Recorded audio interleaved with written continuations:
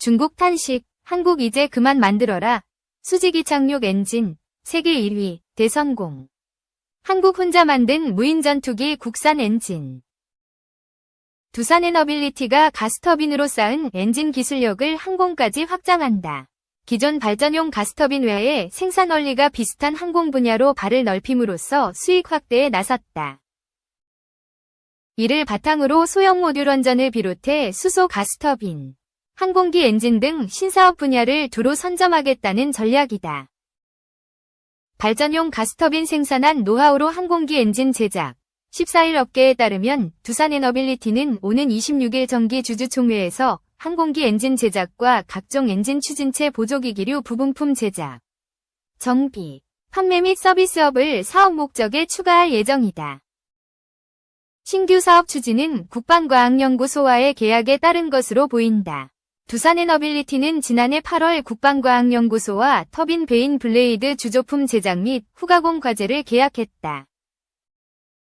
두산에너빌리티는 국방과학연구소가 개발 중인 항공용 가스터빈의 핵심 고온 부품인 블레이드와 베인을 제작해 2027년까지 국방과학연구소에 공급할 예정이다. 블레이드는 가스터빈 중심축, 로터에 연결돼 같이 회전하는 날개다. 블레이드 사이에 고정된 날개가 베인이다. 베인은 블레이드 통과 후 흩어진 기류를 다시 모아주는 역할을 한다. 두산에너빌리티가 가스터빈 사업을 항공용으로 확대하는 것은 발전용 가스터빈을 제작해오면서 쌓아온 노하우를 충분히 활용할 수 있기 때문인 것으로 분석된다.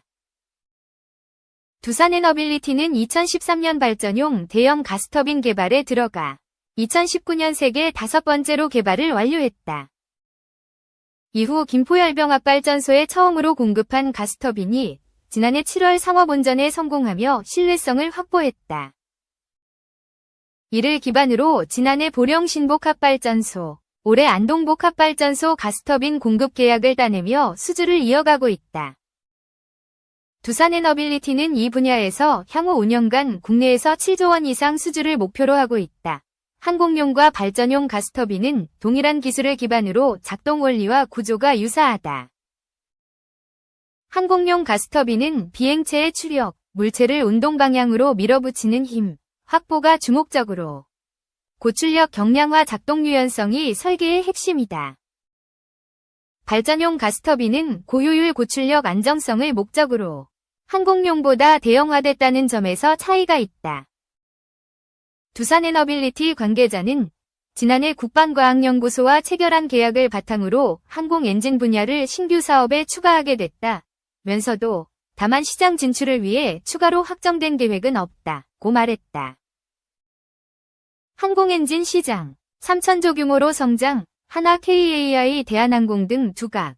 두산에너빌리티가 뛰어드는 항공 엔진 사업은 신성장 동력으로 꼽히는 항공 우주 산업의 핵심 분야다. 모건 스탠리 등에 따르면 글로벌 항공 엔진 시장은 2037년 3천조 원 규모로 성장할 것으로 예측된다. 현재 국내에서는 항공 엔진 분야에서 하나에어로스페이스, 한국항공우주, KAI, 대한항공 등이 두각을 보이고 있다. 특히 우주 사업에서 업력을 쌓아온 하나에어로스페이스는 차세대 발사체 개발 사업에 도전장을 내민 것으로도 알려졌다. 하나에어로스페이스는 1979년부터 항공기용 가스터빈 엔진 개발 및 국산화를 진행해왔다. 지난 40여 년간 9,800대 이상의 항공 엔진을 생산해온 하나에어로스페이스는 지난해 1월부터는 1000마력급 무인기 엔진 핵심 부품을 1000시간 이상 사용할 수 있는 수명 엔진 소재. 같은 해 7월부터는 전량 수입해온 전투기 엔진용 인코넬 718 소재 개발에 나서는 등 항공 엔진 기술 국산화에 집중하고 있다. 대한항공은 지난해 글로벌 항공기 엔진 제작업체인 프레센 휘트니의 차세대 기어드 터보팬 엔진 정비를 시작했다. 대한항공은 해외 항공사들로부터 매년 100대 이상의 차세대 기어드 터보팬 엔진을 수주받아 정비할 방침이다. 대한항공은 또 2027년까지 5,780억 원을 투자해 인천에 엔진 정비 공장을 구축한다는 계획이다. 2. 한미일 정상회의, 단계별 대응책 마련될까? 양락교회 디펜스 클럽. 북한군의 우크라이나 전쟁 참전이 공식화된 가운데 윤석열 대통령이 경고한 시나리오별 단계적 대응책이 마련될지 관심이다. 아시아 태평양경제협력체 정상회의를 계기로 조율된 대응에 발맞춰 마련될 수 있다는 전망이다.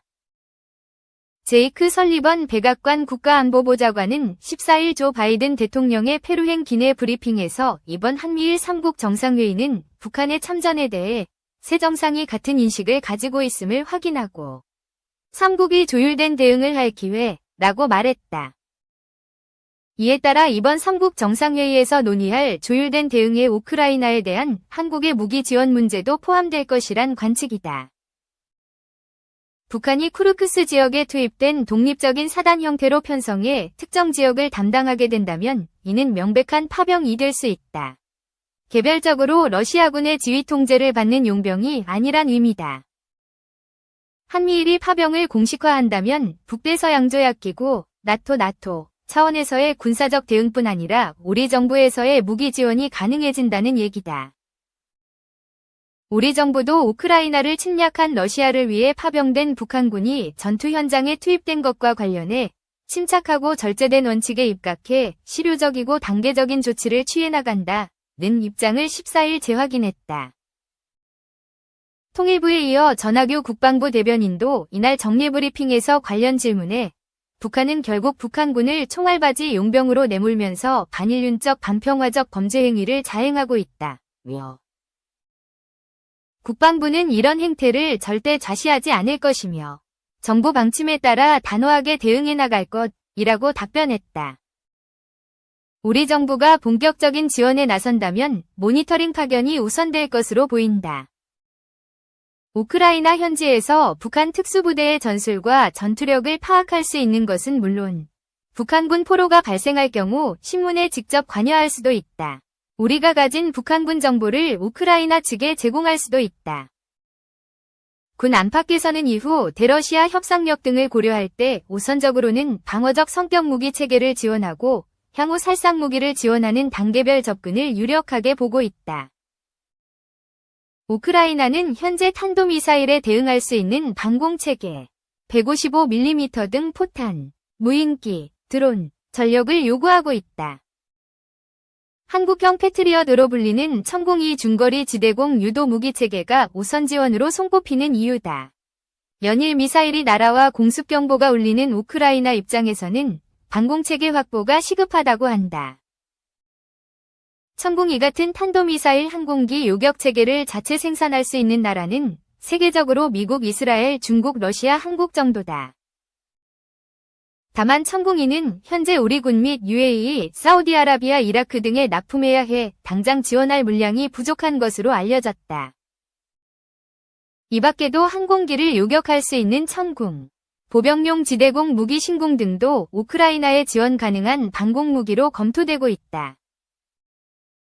군사전문기자 출신의 국민의힘 유용원 의원은 한 방송에서 우크라이나의 무기 지원 요구에 대해 제가 파악하기로는 정부에서 검토하고 있는 것 중 하나가 호크라는 구형 지대공 미사일이라며 신형 미사일이 배치되면서 퇴역하고 있는데 우리 입장에서는 효용성이 떨어졌지만 우크라이나에는 효용이 있다고 말했다. 3. 중 정찰 타격 드론 CH-9 괌 넘어 하와이까지 작전 반경. 중국이 괌을 넘어 하와이까지 도달할 수 있는 정찰 타격 드론을 선보였다. 중국 항천과기 그룹의 자회사인 항천 차이훈 무인기가 주하이에어쇼의 차이훈, 채용, CH-9 드론을 처음으로 공개했다고 베이징 일보가 14일 전했다. CH-9은 중국의 스텔스 전투기인 J-35, 항공모함 함재기인 J-15와 함께 이번 주하이 에어쇼의 3대 인기 무기로 꼽히고 있다. CH-9은 동체 길이 12m, 날개 길이 25m의 대형 드론으로 항속거리는 11,500km이다.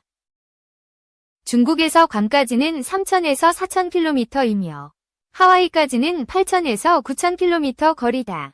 CH-9은 괌을 넘어 하와이까지 작전 반경에 두고 있는 셈이다. CH-9의 최대 이륙 중량은 5톤이고 최대 작전 시간은 40시간이며 상승 고도는 11km에 달한다. 고화질 광학 카메라와 적외선 센서를 장착해 200km 이내의 목표물을 탐지할 수 있어서 정찰기의 기능을 갖췄다. 이에 더해 CH-9은 탑재 미사일이 많아 타격 작전도 할 수 있다. CH-9은 모두 8개의 미사일을 장착할 수 있다. 특히 CH-9에 장착되는 AR-5 미사일은 무게가 150kg에 사정거리는 1280km다. AR-5는 순항 미사일로 목표물을 탐지하면서 공중을 순찰하다가 목표가 확인되면 타격하는 미사일이다. 작전 반경이 크고 항속 시간이 긴 장점이 있다. CH-9은 태평양 해역에서 장거리 작전이 가능하며 해역에 위치하는 군함 혹은 지상 목표물을 타격하는 임무를 수행할 것으로 예상된다. 항천차이웅은 CH-9은 작전 반경을 향상하기 위해 크기를 대형화했다며 이보다 더 큰 드론이 나올 가능성도 있겠지만 현재까지는 CH-9이면 충분하다고 소개했다. CH-9은 중동과 아프리카 국가들이 구매를 원하고 있는 것으로 전해지고 있다. 이와 함께 항공천 차이웅은 스텔스 정찰 무인기인 CH-7도 공개했다. CH-7은 첨단 날개 디자인을 채택했으며 날개와 몸체가 고도로 통합돼 있어서 탐지 가능성이 낮은 고고도 고속 스텔스 정찰 무인기다.